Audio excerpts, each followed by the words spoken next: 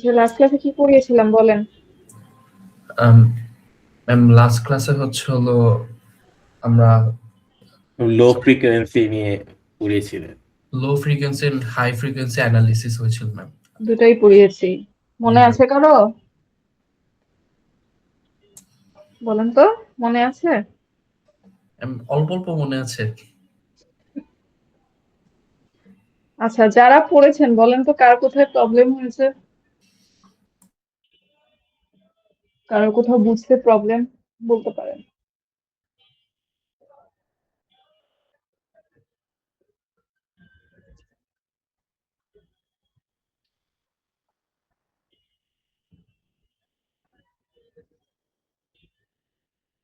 কারো কোনো সে নাই? মানে কেউ পড়েন নাই, তাই তার কারো কিছু মনেও নেই। Okay. আচ্ছা, আজকে ক্লাসে আমি প্রথমে একটা কুইক রিভিউ দিচ্ছি।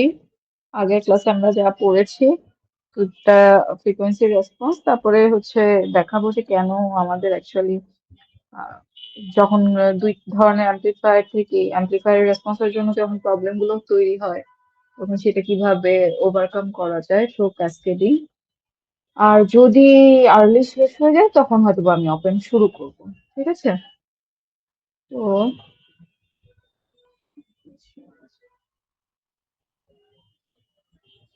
আমরা অ্যাকচুয়ালি পড়ছিলাম ফ্রিকোয়েন্সি রেসপন্স, রাইট? তো সবার আমি অ্যাকচুয়ালি আপনাদেরকে বিজেটি দিয়ে পড়িয়েছি।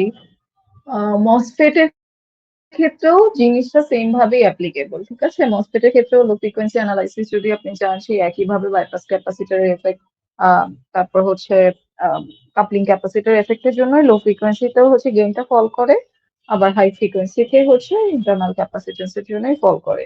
তো বিজিটি যেহেতু একটু তুলনামূলক বোঝার জন্য ইজি, তাই আমি বিজিটিটাই প্রেফার করি।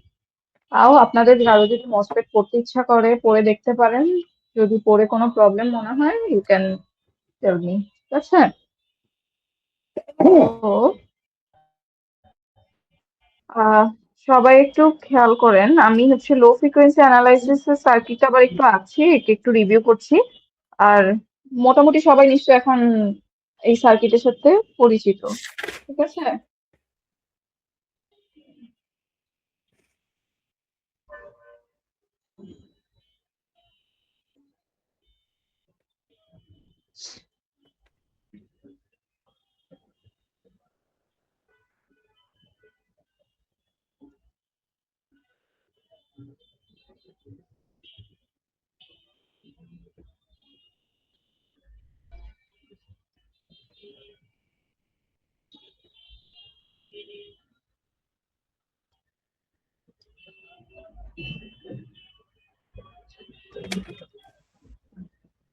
Just 1 minute.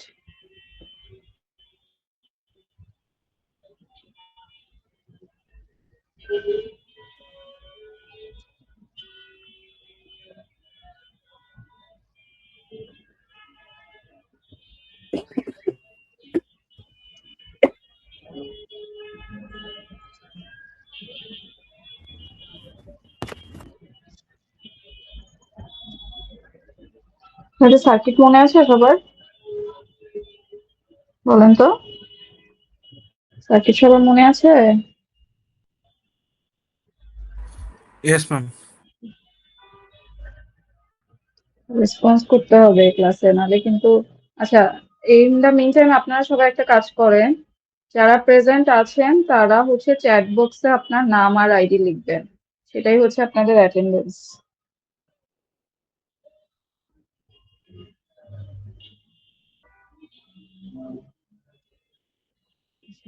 থেকে না হয়।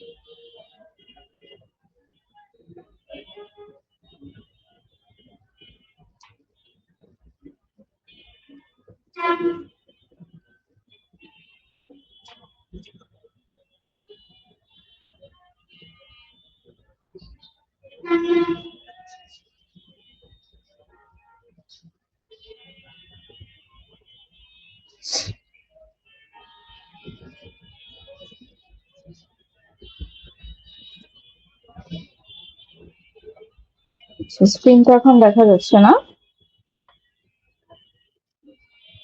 আচ্ছা, তো জাস্ট আমি আমার এই সার্কিটটা থেকে আপনাদেরকে হচ্ছে আরেকবার একটু জাস্ট রিভিউ করে দিচ্ছি। কারো কোনো কোয়েশ্চেন থাকলে আমাকে বলতে পারেন, ঠিক আছে?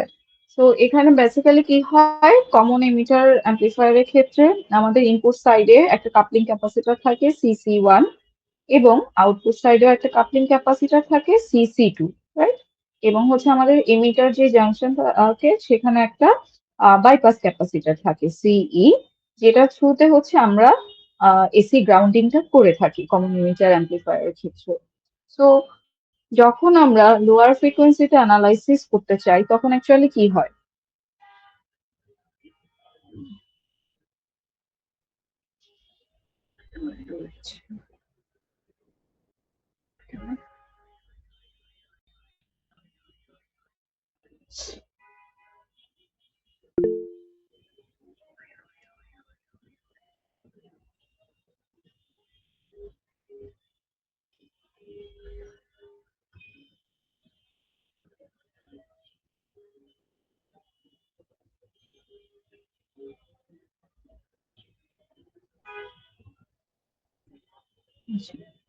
This is the circuit. তো এই যে আমি যেটা বলছিলাম যে ইনপুট সাইডে কি থাকে, যে CC1 একটা ক্যাপাসিটর থাকে এবং আউটপুট সাইডে আমার CC2 আরেকটা ক্যাপাসিটর থাকে এবং আমার এমিটারে হচ্ছে CE ক্যাপাসিটর থাকে। সো লো ফ্রিকোয়েন্সি অ্যানালাইসিস এর ক্ষেত্রে আমরা দেখছি যে নর্মালি তো স্যাচুরেশন রিজিয়ন থেকে যত আমি লো ফ্রিকোয়েন্সির দিকে যাই আমি দেখছি গেইনটা ফল করে, আবার যত হাই ফ্রিকোয়েন্সির দিকে যাই তখন আমরা দেখি গেইনটা ফল করে। সো লো ফ্রিকোয়েন্সির ক্ষেত্রে যেহেতু আমরা জানি কি frequency omega equal to 1 XC, যেটা আমার ক্যাপাসিটর ইম্পিডেন্স সেটা হচ্ছে 1/বাই ওমেগা সি। তো যখন আমি ফ্রিকোয়েন্সি রিডিউস করছি আমার ক্যাপাসিটরের অ্যাক্রোসে ইম্পিডেন্স বেড়ে যাচ্ছে। তো ইম্পিডেন্স যদি বেড়ে যায় তার মানে তার অ্যাক্রোসে ভোল্টেজ ড্রপটাও বেড়ে যায়। তো অ্যাকচুয়ালি যেটা হয় যে আমাদের এখানে তিনটা ভোল্টেজ ড্রপ হয়, তাই না? একটা হচ্ছে RS এর অ্যাক্রোসে, একটা হচ্ছে CC1 এর অ্যাক্রোসে এবং ফাইনালি এই বি পয়েন্ট একটা ভোল্টেজ আমরা পাই যেটাকে আমরা কি বলেছিলাম, VB, রাইট? সো এখন আমার RS টা ফিক্স থাকে, BS টাও ফিক্স থাকে। সো এই দুইটা এখান থেকে BS এর সোর্স যেটা সেটা চেঞ্জ হওয়ার অপশন নেই, আবার RS টা যেহেতু ফিক্স সেখানে এই ড্রপটাও চেঞ্জ হওয়ার আর অপশন নেই। তো অ্যাকচুয়ালি ভ্যারি করে হচ্ছে ক্যাপাসিটরের অ্যাক্রসের যে ভোল্টেজটা এবং এই যে বেস টার্মিনাল যে ভোল্টেজ সেই ভোল্টেজটা। তো যখন আমার কি হচ্ছে, আমি ফ্রিকোয়েন্সি রিডিউস করছি, ক্যাপাসিটর অ্যাক্রসে ভোল্টেজ ড্রপ বাড়ছে, তো এই বিএস টাকে কনস্ট্যান্ট মেনটেন করার জন্য তখন কে রিডিউস হয়ে যায়, ভিবিটা রিডিউসড হয়ে যায়। আচ্ছা, এই ভিবি যে ভোল্টেজটা সেটা আবার এই যে এইখানে এসে প্লাস মাইনাস ভিবি একটা ভোল্টেজে ড্রপ হয়, আর বাকি ভোল্টেজটা হচ্ছে আমার এই এমিটারের এই পয়েন্টে আসে, ঠিক আছে? সো যেহেতু আমি লোয়ার ফ্রিকোয়েন্সি রিজিয়নের দিকেই যাচ্ছি, কন্টিনিউয়াসলি আমার এই ভোল্টেজ ড্রপ CC1 এর অ্যাক্রসে যেটা সেটা বাড়ছে, ভিবি কমতে থাকবে।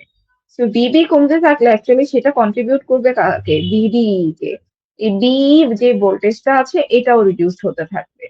এখন যদি এই ভিবি ভোল্টেজটা রিডিউস হয়, এখানে একটা আমার ডিপেন্ডেন্ট সোর্স ছিল GM-VBE, তো VBE কমে যাওয়া মানে এই ভোল্টেজটা কমে যাবে এবং এটা আবার ডিপেন্ডেন্ট ছিল কার সাথে, আউটপুট কারেন্টের সাথে directly proportional.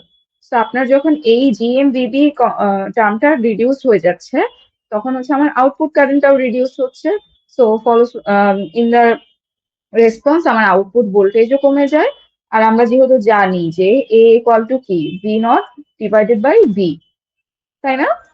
VI, V0/VI, BI, ma'am. VI হবে, ঠিক আছে? তো সেক্ষেত্রে কি হচ্ছে, আমার গেইনটাও রিডিউস হয়ে যাচ্ছে। ওকে, আচ্ছা, এটা গেল আমার CC1 এর এফেক্ট। এবার যদি আমি বাইপাস ক্যাপাসিটরের ক্ষেত্রে আসি তখন কি হচ্ছে, যেহেতু বাইপাস ক্যাপাসিটরের ক্ষেত্রেও আমি ফ্রিকোয়েন্সি রিডিউস করছি, ইম্পিডেন্স বেড়ে যাচ্ছে। তার মানে কি হচ্ছে, CE এর অ্যাক্রসে যে ড্রপটা সেটা বেড়ে যায়। তো এই ড্রপটা যদি বেড়ে যায় অটোমেটিক্যালি আগেই তো আমরা দেখলাম যে কি হচ্ছে, এই ভিবিটা রিডিউস হচ্ছে, আবার সি এর রেসপেক্টে যে ভোল্টেজটা ভিই সেটাও হচ্ছে বাড়ছে, তখন অটোমেটিক্যালি এই যে ভিবিই এটা অনেক কমে যাবে।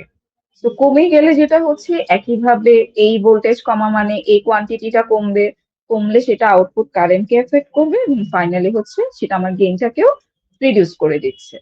আচ্ছা, এইটা এবার আমি যদি সি টু যে ক্যাপাসিটরটা আছে সেটার এফেক্টটা বলি, তখন কি হচ্ছে এই ক্যাপাসিটরে কোন ভোল্টেজটা যায়, আমার এই সি পয়েন্টে যে ভোল্টেজটা আসলো সেটা এখানে এসে সি টু এর অ্যাক্রসে একটা ড্রপ হলো এবং ফাইনালি আমার যে লোড রেজিস্টার তার অ্যাক্রসে আমি আউটপুট ভোল্টেজটা মেজার করতে পারছি। সো এক্ষেত্রে কি হচ্ছে, আমার সি টু এর ক্ষেত্রেও তো একইভাবে ইম্পিডেন্স বেড়ে যাবে, যত ফ্রিকোয়েন্সি আমি রিডিউস করব ইম্পিডেন্সটা বেড়ে গেল, সো ইম্পিডেন্স বাড়লে এর অ্যাক্রসে ভোল্টেজ বাড়বে। সো ভিসি তে তো এখান থেকে কি হচ্ছে, একটা নির্দিষ্ট পরিমাণ ভোল্টেজই তো আসবে, তা আসতে থাকলে এই টার্ম বাড়লে অটোমেটিক্যালি আপনার কি হবে, আউটপুটে যে ভি নট সেটা রিডিউস হয়ে যাবে। সো ভি নট রিডিউস হওয়া মানে আবার কি হচ্ছে, গেইনও রিডিউস হয়ে যাচ্ছে। ঠিক আছে, সো আমরা কি দেখতে পেলাম, অ্যাকচুয়ালি যে তিনটা ক্যাপাসিটরই আমার আউটপুটের ভোল্টেজটাকে রিডিউস করে দিচ্ছে, যার কারণে আপনি দেখবেন যে স্যাচুরেশন রিজিয়ন থেকে আমরা যত লেফটের সাইডে আসতে থাকি, মানে যত ফ্রিকোয়েন্সি কমাতে থাকি, চেঞ্জ টু জিরো করতে থাকি, তখন আমার আউটপুটের গেইনটাও কমতে কমতে জিরোতে এসে একসময় জিরো হয়ে যাবে। ঠিক আছে, so this is the effect of lower frequency. আচ্ছা, এক্ষেত্রে আমি আরেকটা জিনিস দেখিয়েছিলাম আপনাদেরকে যে কমন এমিটার কেসে যেহেতু শুধুমাত্র বাইপাস ক্যাপাসিটরটা থাকে, বাকি দুটা কনফিগারেশন যেমন কমন বেস এবং কমন কালেক্টরে থাকে না, সেই জন্য কমন এমিটারের ক্ষেত্রে এই গেইনটা খুব ফাস্টার ফল করে। ঠিক আছে, এই গেইনটা খুব দ্রুত ফল করে যেতে পারে। তো এই যে আমি পরে হচ্ছে আপনাদেরকে ফ্রিকোয়েন্সি গ্রাফ দিয়েছিলাম, এই যে তার মানে কি দেখতে পাচ্ছিলাম আমরা যে এই সিই এর অ্যাক্রসে যে ফলটা সেটা খুব ফাস্টার কম্পেয়ার টু সিসি এবং সিডি। এই কারণে কি হয়, ওই যে আমাদের গেইনের যে ম্যাক্সিমামের 0.707% যেটা আমরা যেটাকে আরএমএস বলি তো কিছু কিছু কোয়ান্টিটিতে, আর এখানে হচ্ছে 1/√2 বা 0.707 এর করেসপন্ডিং ফ্রিকোয়েন্সিটা হচ্ছে আমার কি, তার কাট অফ ফ্রিকোয়েন্সি। ঠিক আছে, সো সেই কারণে কি হয়, সিই এর ক্ষেত্রে লোয়ার কাট অফ ফ্রিকোয়েন্সিটার ভ্যালু বেশি হচ্ছে, অন্যদিকে কমন কালেক্টর বা কমন বেজের ক্ষেত্রে হচ্ছে এই ভ্যালুটা ছোট হয়। ঠিক আছে, এই যে এই রিলেশনটা আমরা এখান থেকে পাচ্ছি যে omega L of CE is greater than omega L of CC and CB. ঠিক আছে, এই পর্যন্ত সবাই বুঝেছেন? ম্যাম লাস্ট পয়েন্টটা যদি আরেকবার বলতেন, মানে ওমেগা এল আর ওমেগা, মানে ওমেগা এটা ওয়ান হচ্ছে আর কাট ওমেগা অফ টু এর ফ্রিকোয়েন্সি ব্যাপারটা। ম্যাক্সিমামের 0.707, গ্রাফের দিকে একটু তাকান। আমি এই যে পয়েন্টটা, এটা করেসপন্ডিং যে পয়েন্টটা সিসি আর সিবি এর ক্ষেত্রে রেসপন্সটা এরকম, আমার গেইনটা অত শার্পলি ফল করছে না, কিন্তু কমন ইমিটারের ক্ষেত্রে খুবই শার্পলি এটা ফল করে যায়। এবং যেহেতু এটা আর্লি ফল করছে, এটার ক্ষেত্রে আমার এই যে গেইনের 1/√2 যে পয়েন্ট সেটার করেসপন্ডিং ফ্রিকোয়েন্সিটা অনেক পরে আসে। তো এই কারণে আমি বলতে পারছি যে lower cut off frequency in the case of common emitter is greater then lower cut off frequency in the case of common collector or common base. ঠিক আছে, তো জি এটা নিয়ে ম্যাম, আর কারো বুঝতে কোনো পারছি। কোয়েশ্চেন আছে? সবাই বুঝতে পেরেছেন? এক্সাম নিলে তখন বোঝা যাবে কি যে কতটুকু বুঝতে পারলেন। আচ্ছা, হাই ফ্রিকোয়েন্সি অ্যানালাইসিসটা আবার একটু রিভিউ করছি। দেখেন, হাই ফ্রিকোয়েন্সির ক্ষেত্রে কি হয়, যেটা বলেছিলাম যে আমি ফ্রিকোয়েন্সি যত বাড়াবো ইম্পিডেন্স তত কমে যাবে, তো কমতে কমতে একটা সময় সেটা টেন্স টু জিরো হয়ে যায় এবং সেই ক্ষেত্রে সে শর্ট সার্কিটের মতো বিহেভ করে। তো হাই ফ্রিকোয়েন্সি সার্কিটের ক্ষেত্রে আমার যে এক্সটার্নাল ক্যাপাসিটর গুলো আছে সেগুলো এই যে যেমন সিসি1, সিসি2 এবং সিই, এরা তখন শর্ট সার্কিট হয়ে যাবে। শর্ট সার্কিট হওয়াতে আমার এরা কোনো ধরনের এফেক্ট ফেলতে পারবে না ইন টার্মস অফ গেইন। ঠিক আছে, কিন্তু তাহলে এখানে এফেক্ট করে কে, এফেক্ট করে হচ্ছে তাদের ইন্টারনাল ক্যাপাসিটর, যেটা আমরা লাস্ট ক্লাসে দেখেছিলাম যে আমার পিএনপি ট্রানজিস্টর হোক কিংবা এনপিএন ট্রানজিস্টর, সেক্ষেত্রে আমার হচ্ছে একটা ডিপ্লেশন রিজিয়নের চার্জ অ্যাকুমুলেশন হয়, আর এই চার্জ অ্যাকুমুলেশনের জন্য আমাদের আহ, এটা একটা প্যারালাল প্লেট ক্যাপাসিটরের মতো বিহেভ করতে শুরু করে। তো আমি চাইলেও কি করতে পারি না, কমন বেজ এবং এমিটার যে টার্মিনাল সেখানে একটা ক্যাপাসিটেন্স থাকে এবং এটা হচ্ছে পিকোফ্যারাড রেঞ্জে, আবার বেজ এবং কালেক্টরের মধ্যে একটা ক্যাপাসিটর থাকে যেটাকে পিকোফ্যারাড রেঞ্জে এটার ভ্যালু হয়ে থাকে। সো যখন আমি ফ্রিকোয়েন্সিটাকে হাই ফ্রিকোয়েন্সি রেঞ্জে নিয়ে যাচ্ছি তখন এই ক্যাপাসিটর দুটো এফেক্ট করতে শুরু করে, ঠিক আছে? একটা হচ্ছে সি মিউ এবং একটা হচ্ছে সি পাই।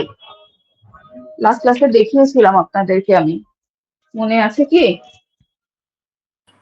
Yes ma'am. আচ্ছা, তো এখন হাই ফ্রিকোয়েন্সি অ্যানালাইসিস এর ক্ষেত্রে তাহলে কি হচ্ছে, যেহেতু আমার বাকি ক্যাপাসিটর গুলো সব শর্ট সার্কিটেড হয়ে যাচ্ছে, শুধুমাত্র এই ক্যাপাসিটর দুটো তখন হচ্ছে এফেক্টিভ হবে, এই যে এটা হচ্ছে সেই সার্কিট। সি পাই আর সি মিউ কিভাবে এসছে সেটা আমি দেখিয়েছিলাম লাস্ট ক্লাসে, কিন্তু আপনাদের মনে আছে কিনা আমি জানি না এক্স্যাক্টলি। মনে আছে? বলেন তো, কেন সি পাইটা গ্রাউন্ডে কানেক্টেড এবং সি মিউটা মাঝখানে কানেক্টেড? কেউ একজন একটু বলেন।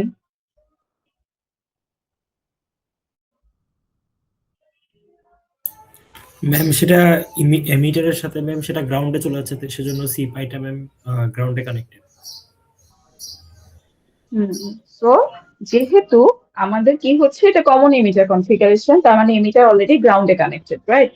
সো ক্যাপাসিটর যেটা থাকবে সেটা কি হবে, একটা টার্মিনাল বেজের পয়েন্টে থাকছে, আরেকটা যেহেতু এমিটার গ্রাউন্ডে তার মানে ক্যাপাসিটরের ওই প্রান্তটাও গ্রাউন্ডে connected, that is the C pi. আর সি মিউ এর ক্ষেত্রে কি হচ্ছে, বেজ এবং কালেক্টরের মাঝের ক্যাপাসিট্যান্স। সো আমি যদি বলি এটা হচ্ছে আমার বেজের পয়েন্ট, এটা হচ্ছে আমার কালেক্টরের পয়েন্ট, রাইট? এই কারণে হচ্ছে এই দুটোর মাঝখানে সি মিউটা বসলো। আচ্ছা, এবার যদি ফ্রিকোয়েন্সির অ্যানালাইসিস এর ক্ষেত্রে বলি, তাহলে লেফট সাইডে খেয়াল করে দেখেন যে এই যে আমার R1 R2 আছে আর সি পাই, বোথ কি করছে, একটা প্যারালাল কম্বিনেশন তৈরি করছে, তাই তো? তো সেটাকে আমরা কি দিয়ে ডিনোট করেছিলাম, জেড পি দিয়ে ডিনোট করেছিলাম।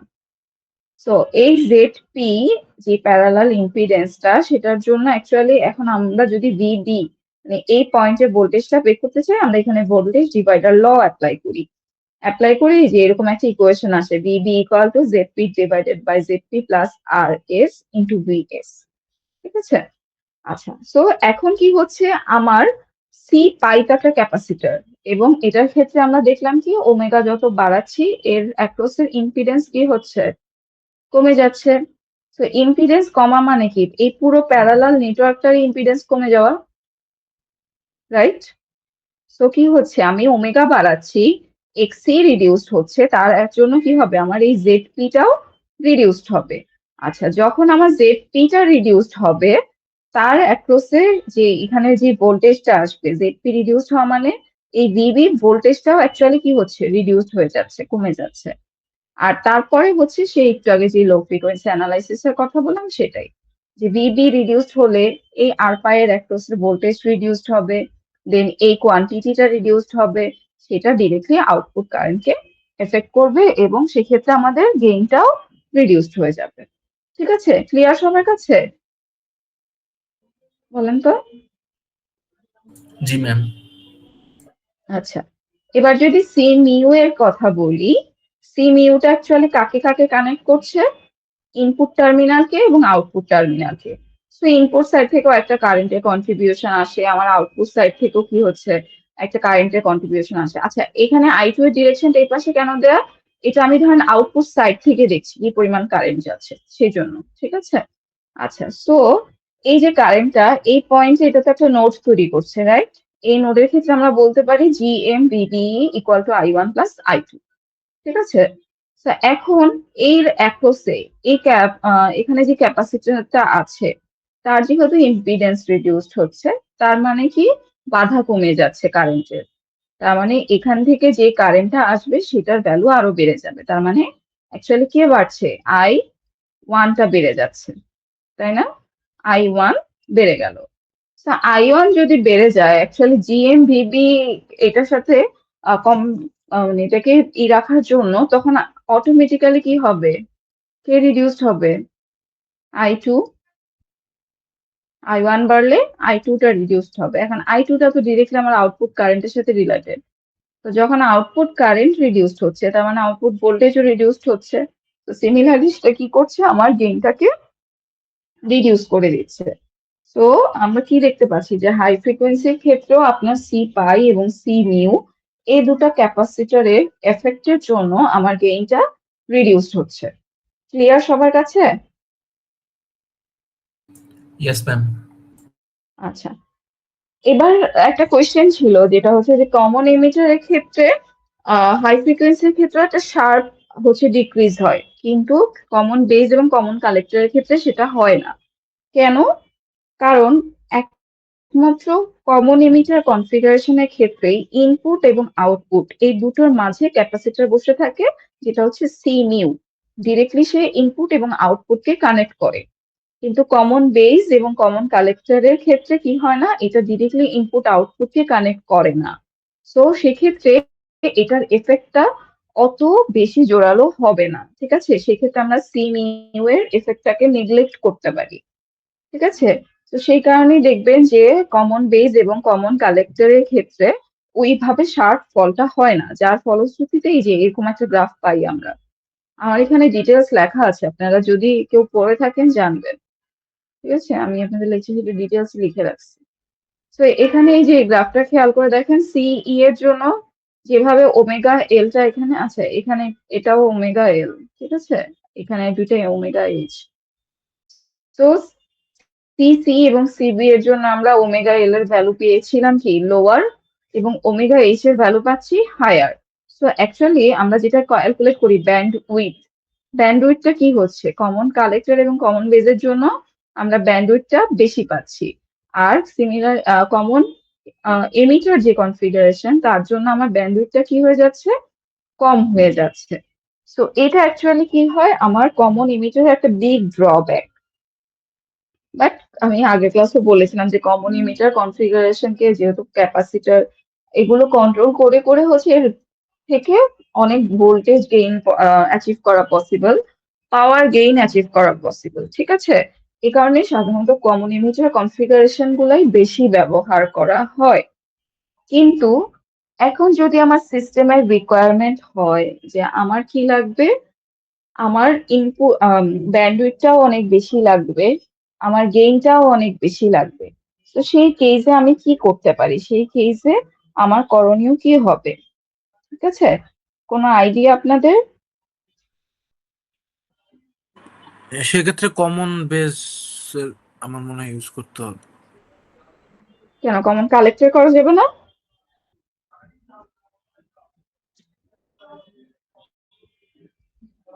বলেন, কমন কালেক্টর করা যাবে না? এবং কমন কমন বেসে কালেক্টরও ইউজ করা যাবে, বোথ ইউজ করা যাবে, কিন্তু আপনি যদি গেইন রাখতে চান তখন হচ্ছে আপনাকে অবশ্যই সেখানে একটা কমন এমিটার রাখতে হবে।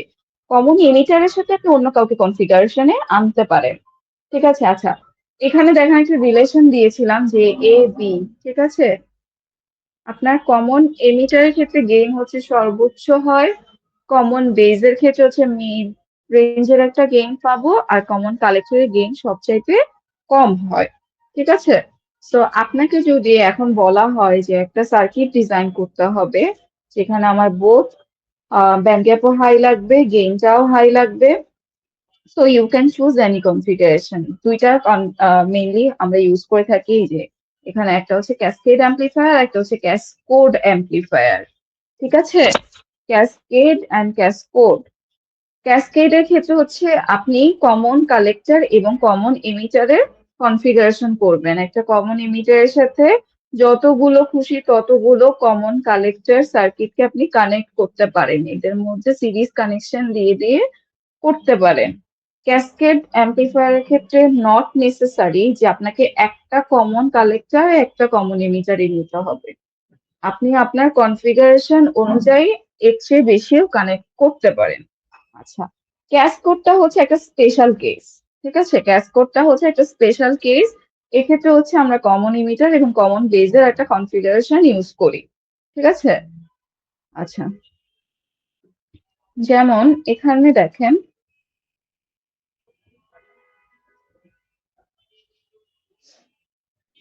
First one is a common CE cascade amplifier. ঠিক আছে, সার্কিট দেখলে আপনাদের বোঝার কথা। এখানে প্রথম পোর্শনটা দেখেন, আমরা অ্যাপ্লাই ভোল্টেজ যেটা ইনপুট ভোল্টেজটা অ্যাপ্লাই করছি কোথায়, বেস টার্মিনালে, এবং এখানে কালেক্টরটা কি করা আছে, গ্রাউন্ডিং করা আছে। তার মানে এই পোর্শনটা হচ্ছে কি আমার কমন কালেক্টর। ঠিক আছে, কারণ আমি ইনপুট দিচ্ছি বেস টার্মিনালে, সেইটার আউটপুটটা নিচ্ছি কোত্থেকে, অ্যামিটার থেকে। ঠিক আছে, আউটপুটটা নিলাম, সেটাকে আবার কি দিলাম, সেকেন্ড যে অ্যাম্পলিফায়ারটা আছে তার বেস টার্মিনালে দিচ্ছি, তার এমিটার হচ্ছে গ্রাউন্ডিং করা, এবং তার আউটপুট থেকে হচ্ছে আমি আউটপুট সাইড থেকে বা সরি কালেক্টর সাইড থেকে হচ্ছে আমি আউটপুটটা নিচ্ছি। So this is the common emitter. সেখানে আমরা কি দেখলাম তাহলে, যে কমন কালেক্টরের সাথে কমন এমিটারের একটা ক্যাসকেডিং করা হচ্ছে। ঠিক আছে, সো আপনার রিকোয়ারমেন্টস অনুযায়ী আপনি চাইলে এখানে মোর কমন কালেক্টর অ্যাড করতে পারেন, কমন এমিটার অ্যাড করতে পারেন। ঠিক আছে, so this is a special case. আচ্ছা, this is not, the following is the special case. আচ্ছা, এখানে খেয়াল করে দেখেন কি হচ্ছে। সো এক্ষেত্রে উপরের পোর্শনটা হচ্ছে আমার কমন বেস এবং নিচেরটা হচ্ছে কমন এমিটার। ঠিক আছে, সো আমি ইনপুট দিচ্ছি অ্যাকচুয়ালি কোথায়, সেকেন্ড যে কনফিগারেশনটা আছে Q2, তার বেজে হচ্ছে আমি ইনপুট VS টা দিচ্ছি। আচ্ছা, এক্ষেত্রে আমার উপরে যে অ্যাম্পলিফায়ারটা আছে সেটা হচ্ছে কি কমন বেস, কারণ C2 দিয়ে তাকে এই যে দেখেন গ্রাউন্ডিং করা আছে। সো বোথ এই দুটো Q1 এবং Q2 এর একটার দেখেন এমিটার এবং একটা কালেক্টর, এরা বোথ কানেক্টেড, এবং আমি ফাইনালি আউটপুটটা নিচ্ছি কোত্থেকে, আমার যে উপরের অ্যাম্পলিফায়ারটা আছে সেটার কালেক্টর সাইড থেকে। ঠিক আছে, so this is a special configuration, this is a special configuration. So এখানেও ম্যাম যেহেতু এটা আমি হচ্ছে, জানি, হ্যাঁ আচ্ছা বলছি। সো এটা হচ্ছে স্পেশাল একটা কনফিগারেশন। খেয়াল করে দেখেন আগেরটায় কি ছিল, একটাতে আমরা ফেড করছিলাম, করে তারপর সেখান থেকে আবার নতুন আরেকটায়। আর এখানে হচ্ছে ইনপুট দেওয়া হচ্ছে আমার কমন এমিটারে, বোথ হচ্ছে বেস পয়েন্ট গুলা কানেক্টেড। ঠিক আছে, এই যে বেস, এই VCC দিয়ে তো আমরা কি করি, DC ভোল্টেজ অ্যাপ্লাই করি, right, to start the transistor. আচ্ছা, এটা যেহেতু কমন বেস, এর বেস টার্মিনালটা গ্রাউন্ডিং করা আছে, আর নিচেরটা যেহেতু কমন এমিটার, সো এটার এমিটার টার্মিনালটা গ্রাউন্ডিং করা আছে, এবং এখানে একটা রেজিস্টার দিয়ে এদেরকে বোথ কানেক্টেড করা আছে, দুটারই বেসকে কানেক্ট করা আছে। তো আমি ইনপুট দিচ্ছি অ্যাকচুয়ালি নিচের যে কনফিগারেশনটা আছে তার বেস টার্মিনালে, এবং এদের কালেক্টর আর এমিটারকে আমি কানেক্ট করে দিচ্ছি, এবং ফাইনালি এখানে যে Q1 আছে সেই Q1 এর কালেক্টর সাইড থেকে আমি আউটপুটটাকে কালেক্ট করছি। ঠিক আছে, এটাকে বলা হয় হচ্ছে ক্যাসকোড অ্যাম্পলিফায়ার। ঠিক আছে, এটাকে বলা হয় ক্যাসকোড অ্যাম্পলিফায়ার। সো এটা আপনি হচ্ছে মানে এখানে আপনি দেখেন মাল্টিপলকে কিন্তু ওভাবে কানেক্ট করা পসিবল না, এ কারণে বলা হয়ে থাকে ক্যাসকোড হচ্ছে একটা special configuration. But both combination থেকে আপনি কি করতে পারবেন, হাই গেইন অ্যাচিভ করতে পারবেন, হাই ব্যান্ডউইথ অ্যাচিভ করতে পারবেন। এটাই হচ্ছে এই ধরনের মাল্টি স্টেজ অ্যাম্পলিফায়ারের সুবিধা। ঠিক আছে, এটাকে কিন্তু মাল্টি স্টেজ অ্যাম্পলিফায়ার বলা হয়। সবাই কি বুঝতে পেরেছেন?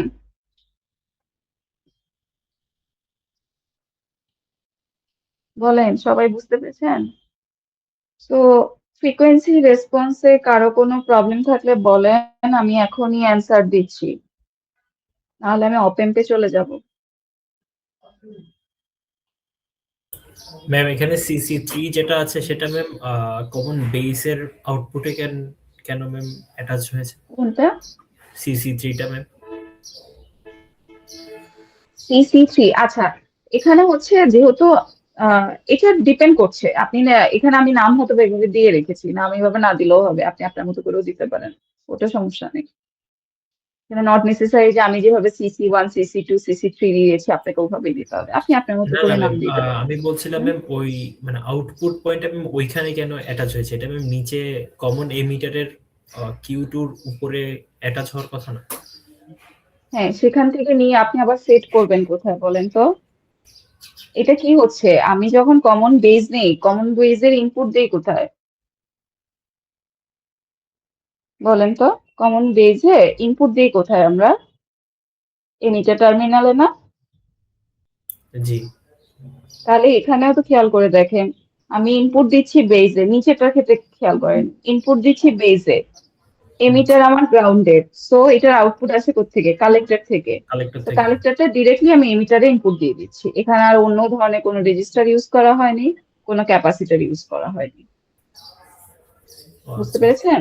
তো জি। সেক্ষেত্রে হচ্ছে আমরা উপরের কনফিগারেশনটায় এমিটারে হচ্ছে ইনপুট দিলাম, কালেক্টর থেকে আউটপুট নিলাম।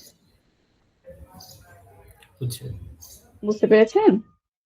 জি ম্যাম। আচ্ছা, আর কারো কোনো কোয়েশ্চেন থাকলে বলেন।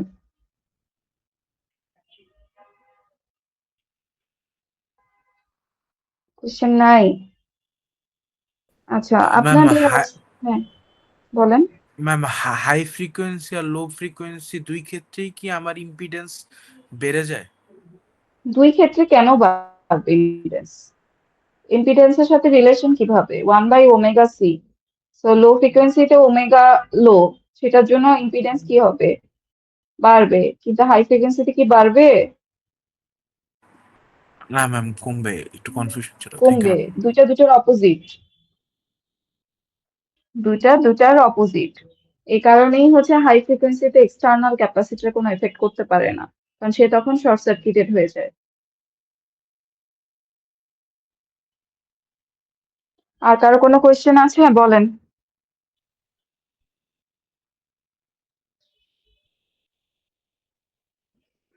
সবাইকে অ্যাটেন্ডেন্স দিয়েছেন? কেউ যদি পরে জয়েন করে থাকেন, আবারও বলছি, চ্যাট বক্সে হচ্ছে আপনার নাম আর আইডি লিখেন, সেটাই হচ্ছে আপনাদের অ্যাটেন্ডেন্স। ঠিক আছে? আচ্ছা, সো আমি এখন অপেম্পে মুভ করছি। আচ্ছা, আরেকটা জিনিস বলে রাখি, আজকে ফ্রিকোয়েন্সি অ্যানালাইসিস শেষ করলাম, অপেম্পের আজকে আমি শুরু করছি। আপনাদের next Thursday of, Thursday class হচ্ছে না, স্যাটারডে আবার ক্লাস হবে।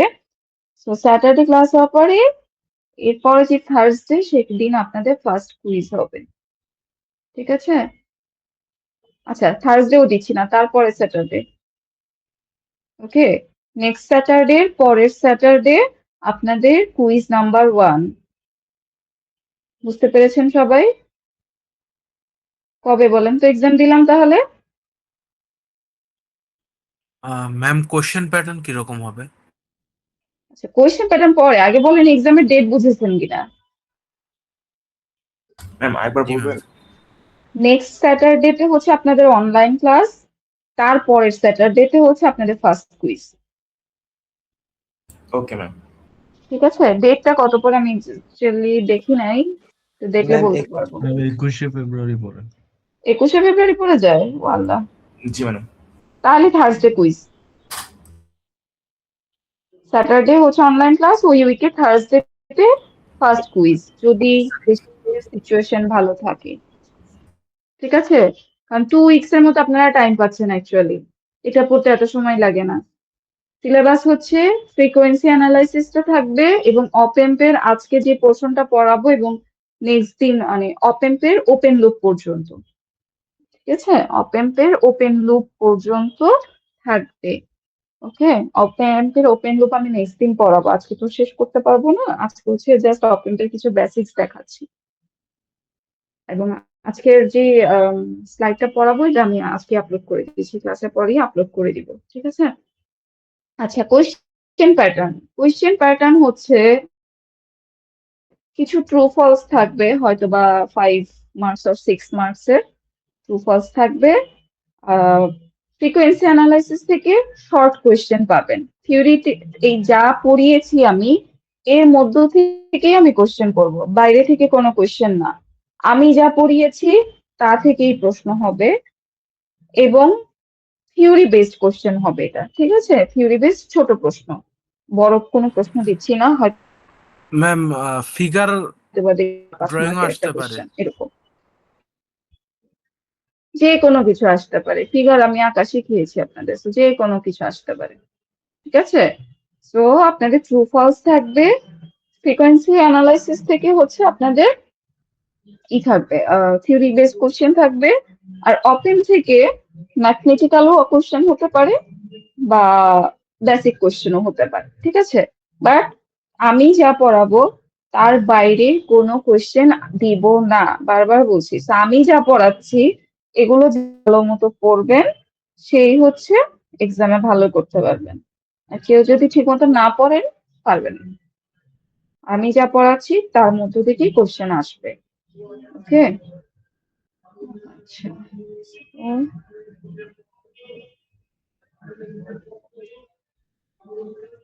স্ক্রিন দেখা যাচ্ছে কি?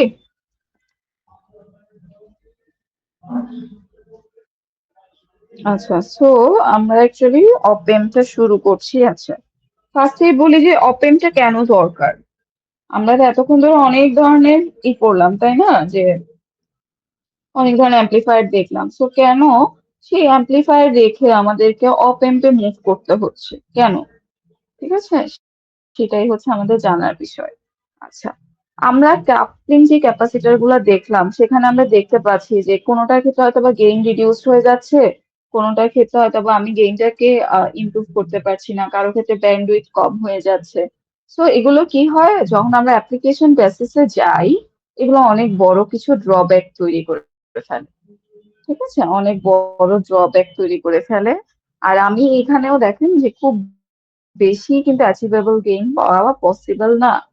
অপেন হচ্ছে সেই ডিভাইস যে আইডিয়াল কেসের ক্ষেত্রে আপনাকে ইনফাইনাইট পরিমাণ গেইন প্রোভাইড করতে পারবে, ঠিক আছে? যদি অপেম্পের আইডিয়াল কেস আমরা কনসিডার করি, তাহলে সে ইনফাইনাইট গেইন আমাকে দিতে পারবে, ঠিক আছে? So what is op amp? Op amp হচ্ছে একটা ভোল্টেজ অ্যাম্পলিফায়ার। অপেম্প কিন্তু কারেন্টকে অ্যাম্পলিফাই করতে পারবে না, সবসময় মাথায় রাখবেন। অপেম্প হচ্ছে একটা voltage amplifier, not a current amplifier, ঠিক আছে? সো এক্ষেত্রে কি হচ্ছে, আমরা অপেম্পে অপেম্পে হচ্ছে আমরা একটা পয়েন্টে একটা কি বলবো, একটা ইনপুট থাকে এবং সেখান থেকে আমরা একটা আউটপুট পাচ্ছি। অ্যাকচুয়ালি দুইটা ইনপুট পিন থাকে অপেম্পে, দুইটা ইনপুট পিন থাকে। একটাকে বলা হয় ইনভার্টিং টার্মিনাল, একটাকে বলা হয় নন ইনভার্টিং টার্মিনাল, ঠিক আছে? ইনভার্টিং এর ক্ষেত্রে হচ্ছে আমরা ইনভার্টেড সিগন্যাল আউটপুটে পাবো, আর নন ইনভার্টিং টার্মিনালে যদি আমরা সিগন্যাল অ্যাপ্লাই করি, তাহলে আউটপুটেও কোনো ধরনের ফেজ শিফট থাকবে না, ঠিক আছে? আচ্ছা,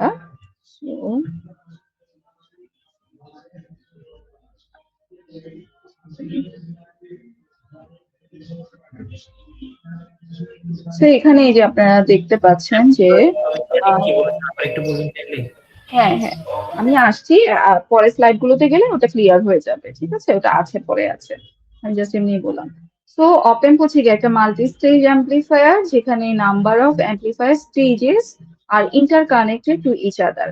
আচ্ছা, এই যে ডান দিকে দুটা ইমেজ দেওয়া আছে দেখেন, ফার্স্ট যে ফিগারটা সেটা হচ্ছে নর্মালি অপেম্পের আইসিটা দেখতে যেমন হয়, আর সেকেন্ড যে ফিগারটা এটা হচ্ছে অ্যাকচুয়ালি অপেম্পের ভিতরে এই যে এই চিপটা, এর ভিতরে ইন্টারনাল সার্কিটরি, ঠিক আছে?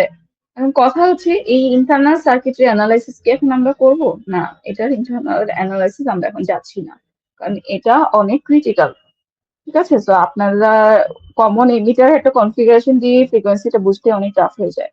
তো এটা আমরা ইন্টারনাল সার্কিটের ডিটেলসে যাচ্ছি না, শুধু জাস্ট আমি সার্কিটের মানে এটার ভিতরে কি থাকে সেটা দেখানোর জন্য ফিগারটা অ্যাড করে রেখেছি। আচ্ছা, এখন কথা হচ্ছে এর ইন্টারনাল যে সার্কিটটা, এখানেও দেখেন কি আছে, অনেকগুলো ট্রানজিস্টর আছে, তারপর সেখানে ফেট থাকতে পারে, রেজিস্টার্স আছে, আবার দুই একটা কিন্তু ক্যাপাসিটরও আছে, ঠিক আছে? এই যে দুই একটা ক্যাপাসিটরও কিন্তু এখানে আছে। তো এই কারণে হয় যে আইডিয়াল কেস আর প্র্যাকটিক্যাল কেস দুইটা কেস চলে আসে। আইডিয়াল কেস হয়তো আমরা ধরে নেই যে আমি ইনফাইনাইট গেইন পাবো, কিন্তু এই যে ভিতরেও তো দু একটা ক্যাপাসিটর থেকে যায়, দুই একটা রেজিস্টার আছে, তো এদের জন্য কি হয়, ভোল্টেজটা ড্রপ হয়। আর এই ড্রপের জন্য প্র্যাকটিক্যাল কেসে আমি হচ্ছে মানে ইনফাইনাইট পরিমাণ গেইন অ্যাচিভ করতে পারবো না। ঠিক আছে, আচ্ছা।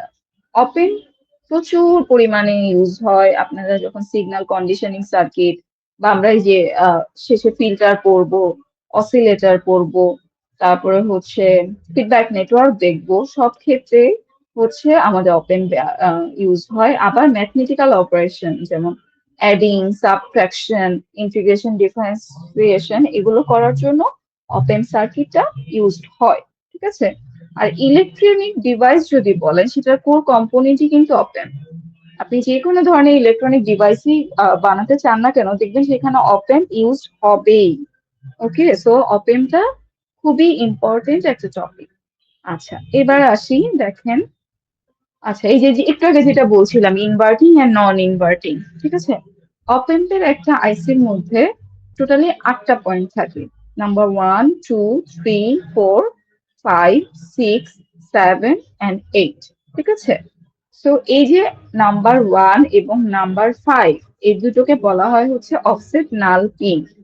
ঠিক আছে, সো এগুলোতে হচ্ছে কোনো ধরনের ধরেন সাপোজ আপনারা অনেক সময় যে অফসেট পিন ইউজ করেছেন কি, যখন 2 ও 3 তে ল্যাব করতেন বা 1 ও 3 তে ল্যাব করার সময় অফসেট কি কখনো ইউজ করেছেন? Yes ma'am. হ্যাঁ, অফসেটের কাজটা কি হয়, যে সবসময় একটা নির্দিষ্ট লেভেল মেনটেন করার জন্য, তাই না? আমরা হয়তো বা চাচ্ছি নেগেটিভ সাইকেলটা দেখলাম না, তখন অফসেট পিন দিয়ে আমরা শুধু পজিটিভই সেটাকে আপার শিফটেড। তো এরকম এটা ভ্যালু, এখানে হচ্ছে পটেনশিওমিটার দিয়ে ওই ভোল্টেজ লেভেলটা, অফসেট ভোল্টেজ লেভেলটাকে কন্ট্রোল করা হয় এই দুটো পয়েন্ট দিয়ে। আচ্ছা, নাম্বার 2 হচ্ছে, দেখেন লেখা আছে ইনভার্টিং ইনপুট। ঠিক আছে, এটাকে বলা হয় ইনভার্টিং ইনপুট পিন। নাম্বার 3 কে বলা হয় নন ইনভার্টিং ইনপুট পিন। আচ্ছা, ইনভার্টিং এর ক্ষেত্রে দেখেন সাইনটা দেওয়া আছে মাইনাস, নন ইনভার্টিং এর ক্ষেত্রে সাইনটা দেওয়া আছে প্লাস। নন ইনভার্টিং টার্মিনালে আপনি যদি কোনো একটা ইনপুট সিগন্যাল অ্যাপ্লাই করেন, আপনি এই যে নাম্বার 6 এ যে আউটপুট পিনে যে আউটপুটটা কালেক্ট করবেন সেটা অবশ্যই সেম ফেজের সিগন্যাল হবে। ঠিক আছে, কোনো ধরনের ফেজ শিফটেড হবে না। কিন্তু আপনি যদি ইনভার্টিং ইনপুটে সিগন্যাল অ্যাপ্লাই করেন তখন আমার আউটপুটে 180 ডিগ্রি ফেজ শিফটেড একটা সিগন্যাল পাবো। সাপোজ আপনি যদি ধরেন যেটা হয় যে একটা সিগন্যাল আমি ধরে নিলাম 0 থেকে স্টার্ট হয়েছে, প্রথমে তার পজিটিভ হাফ সাইকেল, তারপর নেগেটিভ হাফ সাইকেল, এরকম একটা সিগন্যাল আমি নন ইনভার্টিং ইনপুটে দিয়েছি। ঠিক আছে, তো আউটপুটেও আমি কি পাবো, ওই যে 0 থেকে সিগন্যালটা স্টার্ট হবে, positive half cycle, negative half cycle, কিন্তু হয়তো বা অ্যাম্পলিটিউড কমে যেতে পারে। বাট ইনভার্টিং এ হলে কি হবে, আগের সিগন্যাল আমি প্রথমে পজিটিভ হাফ সাইকেল পাচ্ছিলাম, নেগেটিভ হাফ সাইকেল পাচ্ছিলাম, আর এখন উল্টা হয়ে যাবে, আগে নেগেটিভ হাফ সাইকেল পাবো, পরে পজিটিভ হাফ সাইকেল পাবো, ইনভার্টেড হয়ে যাবে। ঠিক আছে, বুঝতে পেরেছেন কি?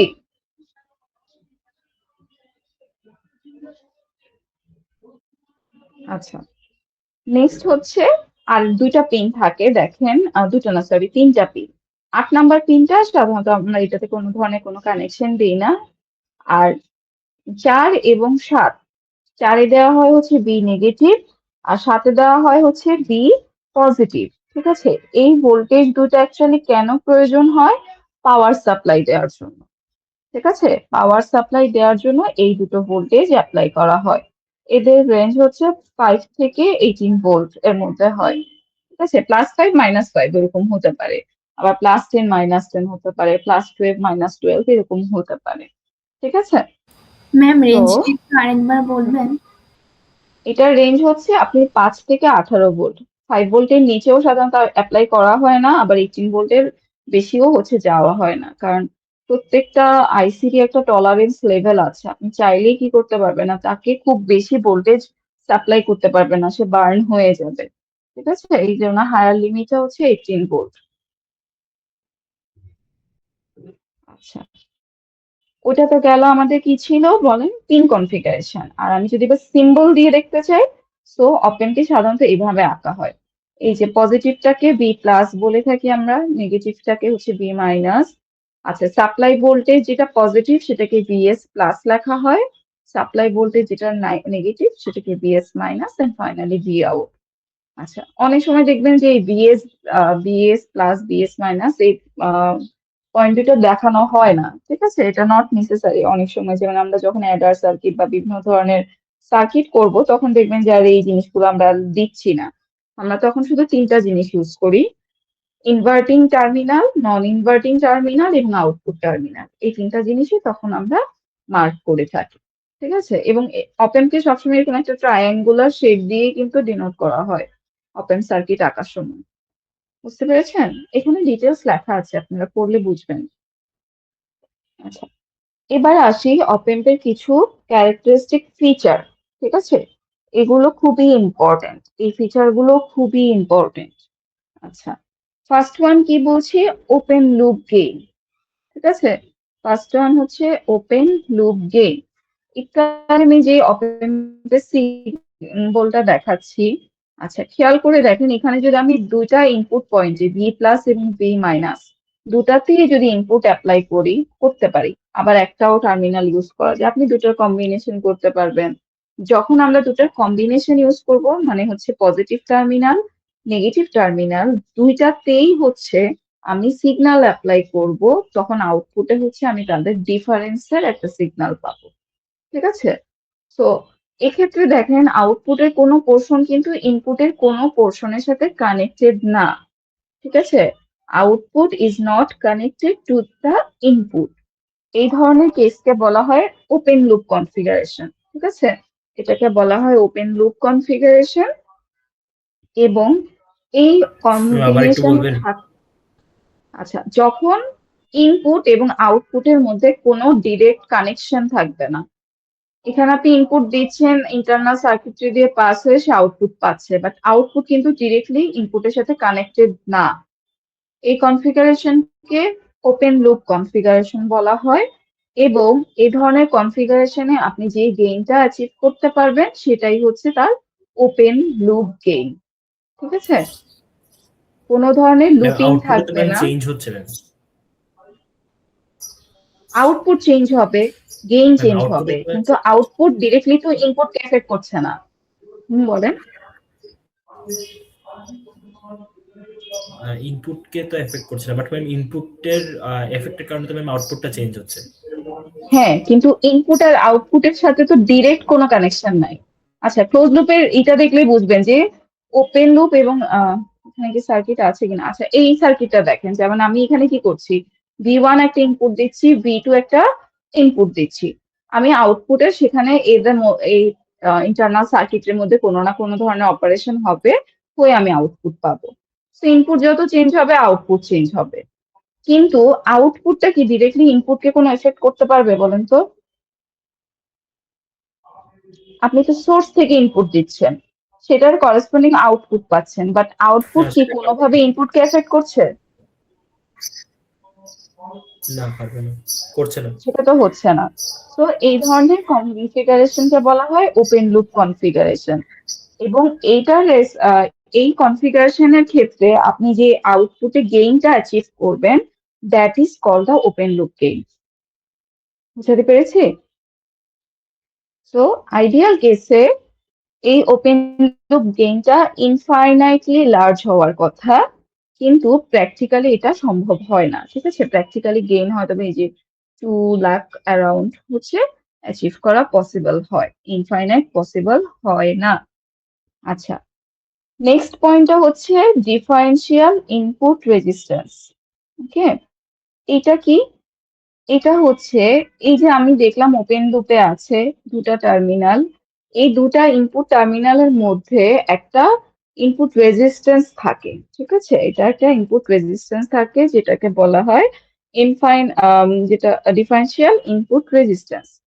আচ্ছা, নর্মালি এই রেজিস্ট্যান্সের ভ্যালুটা ইনফাইনাইট হওয়ার কথা আইডিয়াল কেসে, ঠিক আছে? কেন ইনফাইনাইট হওয়া উচিত?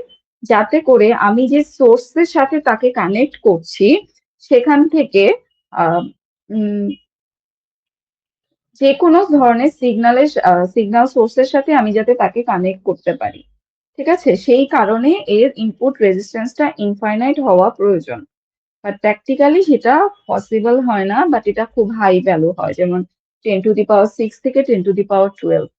ঠিক আছে? এটার এই ইনপুট ইম্পিডেন্স বা ইনপুট রেজিস্ট্যান্সের ভ্যালু অনেক বেশি হবে।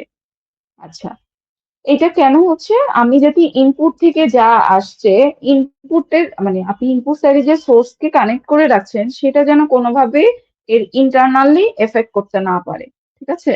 ইন্টারনালি তাকে যেন এফেক্ট করতে না পারে। সিমিলারলি আমি যদি আউটপুট রেজিস্ট্যান্স বলি, তাহলে আপনি অপেনকে কি করছেন, একটা আউটপুট ডিভাইসের সাথে কানেক্ট করছেন। সো ওপেন থেকে যে সিগন্যালটা অ্যাম্প্লিফাইড হলো, আমি চাচ্ছি পুরো সিগন্যালটাই আমার আউটপুট ডিভাইসের মধ্যে যাবে, কিন্তু সেখানে যদি কোনো রেজিস্ট্যান্স থাকে, পুরোটা কি যেতে পারবে? বলেন, পুরোটা কি যাওয়া পসিবল?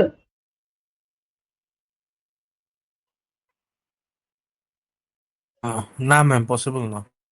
পুরোটা যাওয়া তখন পসিবল হবে না। তো সেই জন্যই আউটপুট রেজিস্ট্যান্সটাকে হতে হবে 0 এবং ইনপুটের যে রেজিস্ট্যান্সটা থাকবে সেটাকে হতে হবে ইনফাইনাইট, ঠিক আছে? কিন্তু প্র্যাকটিক্যালি আমরা কোনোটাই অ্যাকচুয়ালি ওইভাবে পাই না। ইনপুটটাকেও হচ্ছে ইনফাইনাইট করতে পারি না, আবার আউটপুটকেও 0 করতে পারি না। প্র্যাকটিক্যাল কেসে ইনপুটের ভ্যালুটা অনেক হাই হবে ইনপুট রেজিস্ট্যান্সের, এবং আউটপুট রেজিস্ট্যান্সের ভ্যালু খুব লো হবে, ঠিক আছে? আর ফোর্থ টার্ম যেটা band with, so open actually ideal কেসে বলা হয় যে এটাকে আপনি যেই ফ্রিকোয়েন্সির সিগন্যালই দেন না কেন, সে অ্যাম্প্লিফাই করতে পারবে, ঠিক আছে? কারণ তার ব্যান্ডউইথ অনেক বেশি। কিন্তু প্র্যাকটিক্যালি দেখা যায় যে এই ব্যান্ডউইথেরও একটা লিমিটেশনস আছে, ঠিক আছে? গেইন আপনি যত বাড়াতে থাকবেন, গেইন যত কমতে থাকবে, মানে হায়ার ফ্রিকোয়েন্সিতে যেতে থাকলে একটা সময় গেইন রিডিউস করে, ইনফাইনাইট পর্যন্ত যাওয়াটা পসিবল হয় না প্র্যাকটিক্যালি, ঠিক আছে? কারণ হচ্ছে এই যে তার ভিতরে আমরা দেখছিলাম না কিছু ক্যাপাসিটর রয়ে গেছিল, একটু আগে যে ইন্টারনাল সার্কিটরিটা দেখালাম, এখানে খেয়াল করে দেখেন 2-1টা ক্যাপাসিটর কিন্তু ঠিকই থেকে যায়, আপনি তো সেটাকে অ্যাভয়েড করতে পারছেন না। তো এগুলোর জন্য অ্যাকচুয়ালি কি হয় না, যে ইনফাইনাইট ব্যান্ডউইথ আপনি পাবেন না, এটা কমে যাবে, ঠিক আছে? আচ্ছা, নেক্সট হচ্ছে দেখেন ওপেন লুপ গেইন। এখানে হচ্ছে সেই ওপেন লুপ গেইনের ডেফিনেশনটা দেওয়া আছে যে এটা হচ্ছে এমন একটা gain amplifier without feedback loop, ঠিক আছে? এখানে আমার আউটপুটের সাথে ইনপুটের কোনো কানেকশন নেই, সো এই ধরনের গেইনটাকে আমরা বলে থাকি ওপেন লুপ গেইন, ঠিক আছে? আচ্ছা, আইডিয়াল অপ এম্পের ক্ষেত্রে ইনফাইনাইট হবে, বাট প্র্যাকটিক্যাল অপ এম্পের ক্ষেত্রে এটা লো হবে। আচ্ছা, এটার ফর্মুলাটা খুবই ইজি, দেখেন আউটপুট ডিভাইডেড বাই হচ্ছে ইনপুট, ঠিক আছে? আচ্ছা, এখানে ভিই লেখা, সেটা হচ্ছে ভিইটা হচ্ছে অ্যাকচুয়ালি আমি পজিটিভ টার্মিনালে যে ভোল্টেজটা দিচ্ছি, নেগেটিভ টার্মিনালে যে ভোল্টেজটা দিচ্ছি, এই দুটোর যে ডিফারেন্সটা সেটা হচ্ছে ভিই, ঠিক আছে? এই দুটোর ডিফারেন্সটা হচ্ছে ভিই, আর এই আউটপুটকে ইনপুট দিয়ে যদি আমি ডিভাইড করি তাহলেই ওপেন লুপ গেইনটা বের করে ফেলতে পারবো। আচ্ছা, ওপেন লুপ গেইনটা ডিরেক্টলি তার স্ট্যাবিলিটিকে এবং তার অ্যাকুরেসি এই দুটা জিনিসকে এফেক্ট করে, ঠিক আছে? বুঝতে পেরেছেন? কারো কোনো কনফিউশন থাকলে বলেন।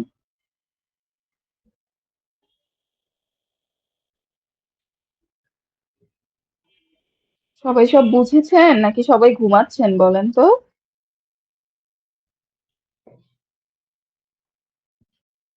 উম, আচ্ছা, তো সেকেন্ড যেটা বলেছিলাম এই যে ডিফারেন্সিয়াল ইনপুট রেজিস্ট্যান্স। তো আমি এই যে ইনপুটে ধরেন একটা নেগেটিভ টার্মিনালে একটা ইনপুট দিচ্ছি, পজিটিভ টার্মিনালে, ঠিক আছে? তো তাদের মাঝে যে রেজিস্ট্যান্সটা থাকে, এই রেজিস্ট্যান্সটা অ্যাকচুয়ালি ডিফারেন্সিয়াল ইনপুট রেজিস্ট্যান্স, ঠিক আছে? এখানে ডেফিনেশন দেওয়া আছে দেখেন, যে ডিফারেন্সিয়াল ইনপুট রেজিস্ট্যান্স হচ্ছে actually resistance measured between is two input terminal. এই দুটা ইনপুট টার্মিনালের মধ্যে আমরা যেই রেজিস্ট্যান্সটা ফিল করতে পারবো, that is the differential input resistance, ঠিক আছে? এখানে একটা ক্লোজ লুপের কানেকশন দেখানো আছে।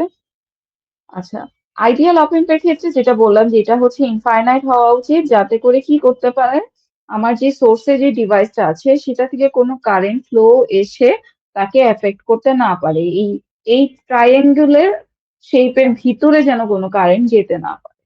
ঠিক আছে, কারেন্ট আসবে এখানে যদি ক্লোজ লুপের কানেকশন পায়, ও এই যে R2 এর যে ব্রাঞ্চ সেখান দিয়ে পাস করে চলে যাবে, কিন্তু এই ভিতরে অ্যাকচুয়ালি যেন কোনো কারেন্ট না ঢোকে। ঠিক আছে, আচ্ছা, তো প্র্যাকটিক্যালি তো আগে দেখালাম যে এটা পসিবল না যে ইনফাইনাইট করা, সো এটার রেঞ্জ হয় 13 ওহম রেঞ্জ পর্যন্ত যেতে পারে, মেগা ওহম থেকে। আচ্ছা, তো এই সার্কিটের জন্য যদি আমি ডিফারেন্সিয়াল ইনপুট রেজিস্ট্যান্স বলি, তাহলে দেখেন V1 টার্মিনালে হচ্ছে R1 রেজিস্ট্যান্স পাচ্ছে, V2 তে হচ্ছে R3। তো আমি যদি এই পয়েন্ট থেকে দেখি, ঠিক আছে, ইনপুট সাইড থেকে যদি দেখার চেষ্টা করি, তখন এটা হচ্ছে R1 প্লাস R3। আচ্ছা, নেক্সট হচ্ছে আউটপুট রেজিস্ট্যান্স, যেটা বললাম।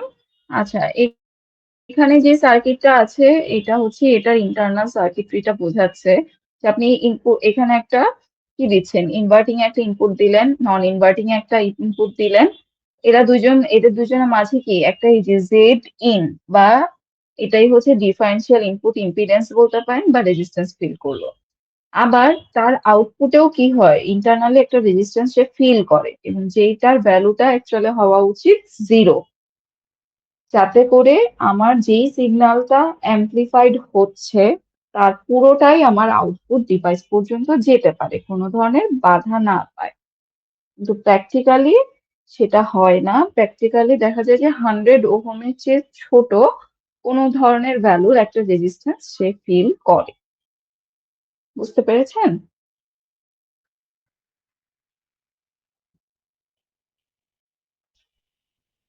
এগুলো খুবই ইজি জিনিস।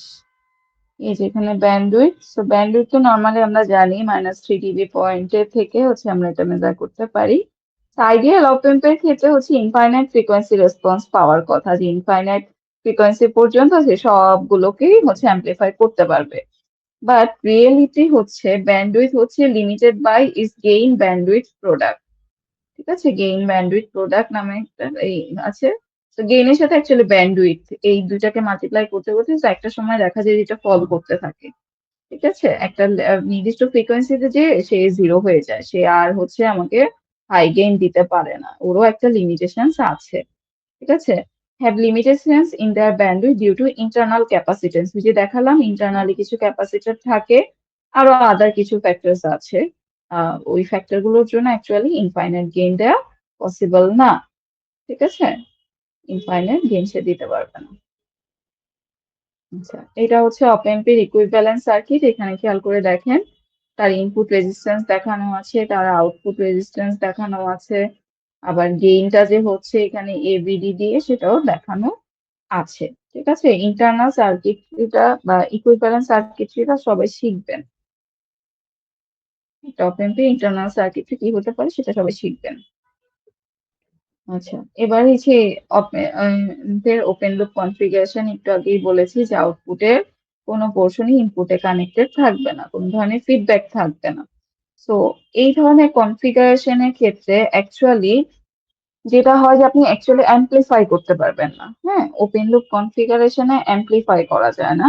ওপেন লুপ কনফিগারেশনে যেহেতু আমার দুটো ইনপুটের মধ্যে ডিফারেন্সকে সে কি করছে, আউটপুটে দিচ্ছে অ্যাকচুয়ালি। তো এক্ষেত্রে আমরা এই সার্কিটে অনেকটা অসিলেটরের মতো বিহেভ করে বা কম্পারেটর। আমরা নর্মালি কি করি, কম্পারেটর মানে কি একটা কিছুর সাথে আরেকটাকে কম্পেয়ার করছি, রাইট?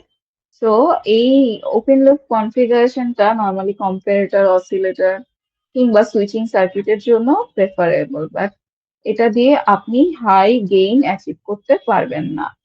ঠিক আছে, সো ওপেন লুপ কনফিগারেশনও আসলে আমরা ডিফারেন্সিয়াল অ্যাম্প্লিফায়ার, ইনভার্টিং অ্যাম্প্লিফায়ার, নন ইনভার্টিং অ্যাম্প্লিফায়ার এগুলো পেতে পারি, ডিফারেন্ট ডিফারেন্ট কনফিগারেশন। আচ্ছা, আর এটা হচ্ছে ক্লোজ লুপ। সো এটার দিকে যদি তাকান, খেয়াল করে দেখেন আউটপুটের একটা পোর্শনকে এই যে R2 রেজিস্ট্যান্স দিয়ে ফিডব্যাক দেওয়া হচ্ছে কোথায়, তার ইনপুট টার্মিনালে। ঠিক আছে, ইনপুট টার্মিনালে দেওয়া হচ্ছে, সো ইনপুট যাচ্ছে সেটা আউটপুটে অ্যাম্প্লিফাইড হচ্ছে, সেটা আবার একটা পোর্শনকে আমি ইনপুটের সাথে ফিড করছি, করার পরে সেখান থেকে আবার, মানে এটা একটা লুপ চলতেছে, লুপ চলতে থাকবে চলতে থাকবে। ঠিক আছে, টিপিক্যালি নেগেটিভ ফিডব্যাকটাই ইউজ করা হয়। ঠিক আছে, নেগেটিভ ফিডব্যাকটাই মোস্টলি ইউজ করা হয় আচ্ছা, এখানে আপনি ওই যে ইনভার্টিং নন ইনভার্টিং যে কোনো টার্মিনালে ইনপুট দিতে পারেন, বাট ফিডব্যাকটা অ্যাকচুয়ালি নেগেটিভ টার্মিনালেই দেওয়া হয়ে থাকে। ঠিক আছে? আচ্ছা, এটা হচ্ছে ব্যান্ডউইথ বাড়াতে, ডিস্টরশন রিডিউস করতে এবং minimize the effect of temperature and power supply ভ্যারিয়েশনে খুব কাজ করে। আচ্ছা, ক্লোজ লুপের ক্ষেত্রে গেইনটা আসে হচ্ছে -R2/R1। তার মানে খেয়াল করে দেখেন, এই যে রেজিস্টার, এই রেজিস্টার দুটার ভ্যালু চেঞ্জ করে করে আপনি এই কনফিগারেশনে কি করতে পারবেন, গেইনকে কন্ট্রোল করতে পারবেন। তার মানে বাইরে থেকে দুটো রেজিস্টারের ভ্যালু দিয়ে আমি আমার গেইনটাকে কন্ট্রোল করতে পারছি। সেখানে আমার ইনপুটের যে মানে ইন্টারনাল যে সার্কিটরি, সেখানে আমার হাত দিতেই হবে না। আমি জাস্ট দুটো রেজিস্টার দিয়ে কি করতে পারছি, তার গেইনকে কন্ট্রোল করতে পারছি। ঠিক আছে? এগুলো ডিটেলস পড়বো আমরা, ওপেন লুপ, ক্লোজ লুপ, এগুলো ডিটেলস আমরা পড়বো। আমি জাস্ট আজকে একটা ওভারভিউ দিচ্ছি। ঠিক আছে? এটা ডিটেলস আমরা পড়বো নেক্সটে। আচ্ছা, so this are the op অ্যাম্পের applications. Linear circuit, non linear circuit, wave shaping সব কিছুতে এগুলো অ্যাকচুয়ালি ব্যবহার হয়।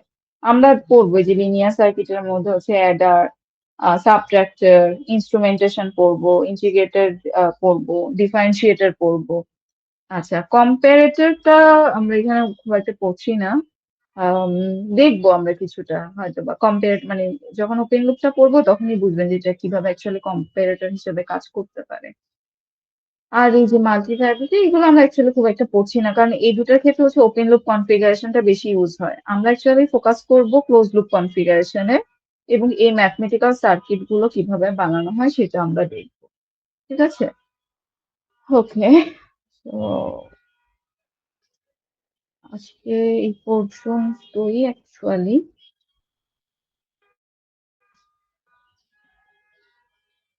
বলেন তো, এই পর্যন্ত যা পড়িয়েছি, কারো কোনো কোয়েশ্চেন থাকলে বলেন।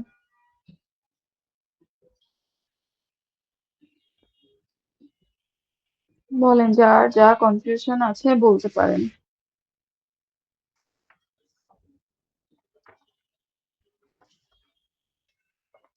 কারো কোনো কনফিউশন নাই? বাহ, খালি পরীক্ষার খাতার মধ্যে তখন কনফিউশন গুলো চলে আসে।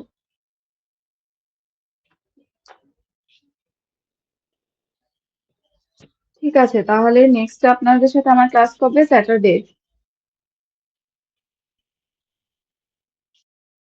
আচ্ছা, স্যাটারডে ক্লাস হলে আপনাদের এক্সাম নিব থার্সডে। ঠিক আছে? 2 সপ্তাহ টাইম পাচ্ছেন, এর মধ্যে পড়া শেষ করবেন। ওপেন লুপ নেক্সট দিন যেইটা পড়াবো ওখান থেকে খুব বেশি কিছু থাকবে না। ঠিক আছে? মেইনলি ফ্রিকোয়েন্সি রেসপন্সটা ভালোভাবে পড়বেন সবাই। ফ্রিকোয়েন্সি রেসপন্স থেকে কোয়েশ্চেন আসবে, ভালো কোয়েশ্চেন আসবে।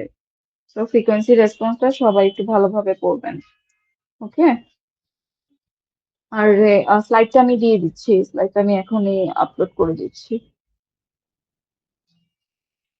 ওকে, ভালো থাকবেন সবাই, হোপফুলি নেক্সট ক্লাসে দেখা হচ্ছে।